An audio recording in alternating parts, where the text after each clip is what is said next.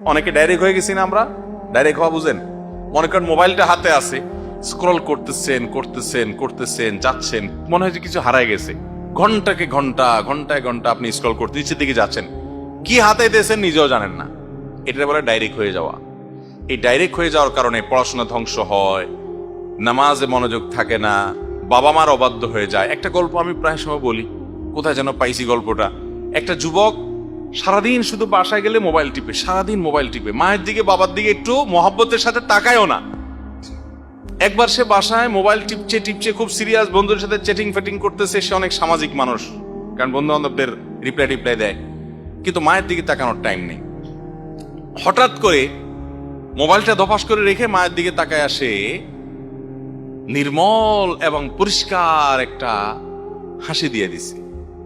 তার হাসি দেখে মা অবাক হয়ে বলতেছে, কি ব্যাপার বাবা, কতদিন হয়েছে তোমার এরকম একটা হাসি দেখলাম না, এত সুন্দর করে হাসি দিলে কাহিনী কি? বলে, মা মোবাইলের চার্জ শেষ হয়ে গেছে। চার্জ যদি শেষ না হইতো তাহলে তোমার দিকে তাকানোর টাইম ছিল আমার?